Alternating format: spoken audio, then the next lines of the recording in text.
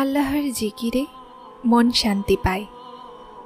যে ব্যক্তি আল্লাহর সাথে তার সম্পর্ককে মজবুত করে সে কখনো হারে না। আল্লাহর ওয়াদা সত্য, শুধুমাত্র সবরের প্রয়োজন। সবচেয়ে বড় ইবাদত হলো শুকরিয়া করা। যতটা বেশি মানুষ আল্লাহর নিকটবর্তী হয় তত বেশি তার সমস্যাগুলো সহজ হয়ে যায়। সবরের পানি ঈমানের আগুন নিভিয়ে দেয়। আল্লাহর সন্তুষ্টিতেই মানুষের খুশি আছে। দোয়া সেই শক্তি যা সব কিছু বদলাতে পারে। আল্লাহর শুকরিয়া আদায় করো, উনি তোমাকে আরও দিবেন।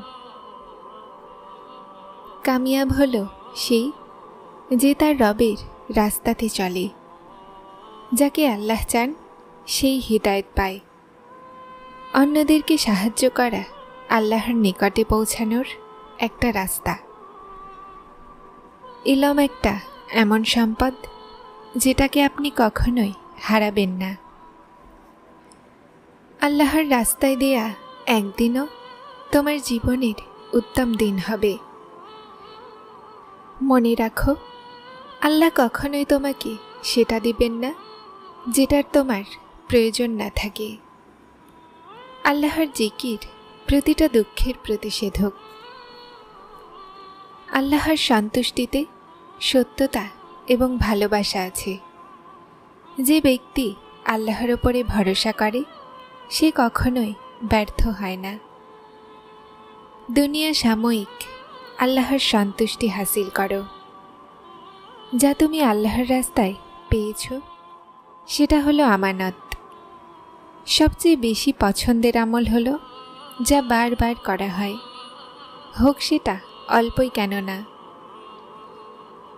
যখন তোমার দোয়াগুলো কবুল না হয় তাহলে ভাবো যে আল্লাহ তোমাকে উত্তম দিচ্ছেন। আল্লাহর সত্তার উপরে ভরসা রাখো, কেননা তিনি তোমার সমস্যার চেয়ে বেশি শক্তিশালী। আল্লাহর সন্তুষ্টিতেই কামিয়াবি আছে। যে ব্যক্তি আল্লাহর সাথে সম্পর্ক করে নেয় তার রাস্তা আপনা আপনি আলোকিত হয়ে যায়। ভালোবাসার সবচেয়ে উত্তম উপায় আল্লাহকে ভালোবাসা। আল্লাহর রাস্তা বেছে নেওয়া কখনোই ক্ষতির কারণ হয় না। দোয়াতে শক্তি আছে, শুধুমাত্র আল্লাহর ওপরে ভরসা রাখো। যদি আল্লাহ তোমাকে পরীক্ষায় ফেলেন তো এটার মানে হলো এটা যে তিনি তোমাকে মজবুত বানাতে চান। যে ব্যক্তি মন থেকে আল্লাহকে স্মরণ করে তার মন কখনোই চিন্তিত হয় না। যদি আল্লাহ তোমাকে পরীক্ষায় ফেলেন তো এটার মানে হলো এটা যে তিনি তোমাকে মজবুত বানাতে চান। যে ব্যক্তি মন থেকে আল্লাহকে স্মরণ করে তার মন কখনোই চিন্তিত হয় না। আল্লাহর সন্তুষ্টির জন্য করা ছোট আমলও বড় ফলের কারণ হয়ে যায়। দুনিয়ার ভালোবাসা তোমার অন্তরে থাকা যাবে না, আল্লাহর ভালোবাসা থাকতে হবে। আল্লাহর রাস্তাতে চলা তোমাকে দুনিয়া আর আখিরাতে কামিয়াবি দিবে। আল্লাহ তিনি যিনি তোমাকে কখনোই একা ছাড়বেন না।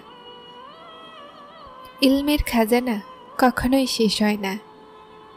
যতটা আপনি সেটাকে হাসিল করবেন সেটা বাড়তেই থাকবে। আল্লাহর জিকিরে মানুষের মন শান্তি পায়। আল্লাহর সন্তুষ্টিতে পার করা মুহূর্ত সবসময় স্মরণে থাকে। এক তিনিই তো আছেন যিনি তোমার উপরে অসন্তুষ্ট হন না। উনি তোমাকে শোনেন আর খুব মনোযোগ দিয়ে শোনেন। আল্লাহ পাক তার বান্দার অস্থিরতা কখনোই জায়া হতে দেন না।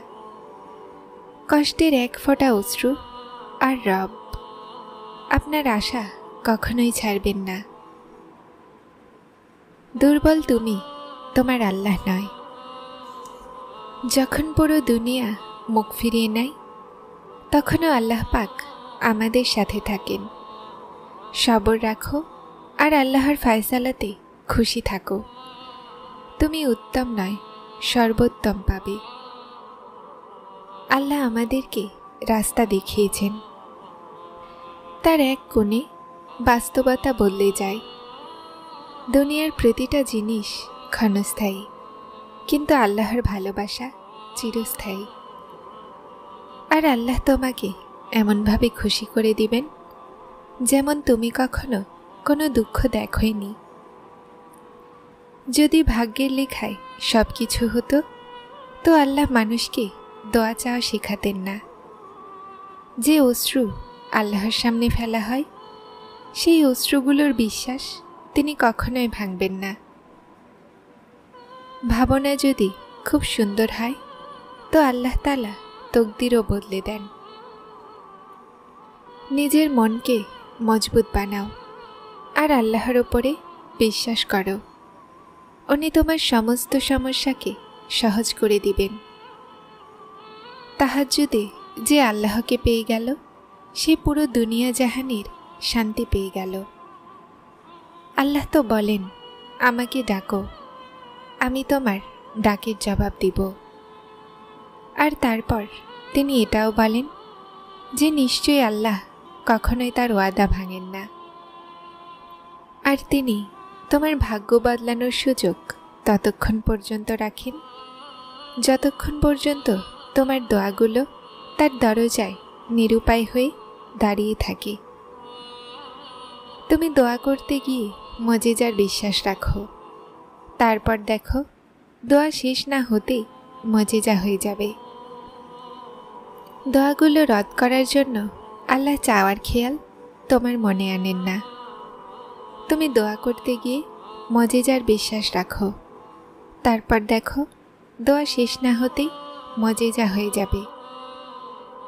উনি তো তোমাকে এতটা ভালোবাসেন যে তিনি তোমাকে পরীক্ষায় ফেলেনি তখন যখন তুমি কোনো এমন জিনিসের দিকে দৌড়াও যা তোমার জন্য খারাপ হয়।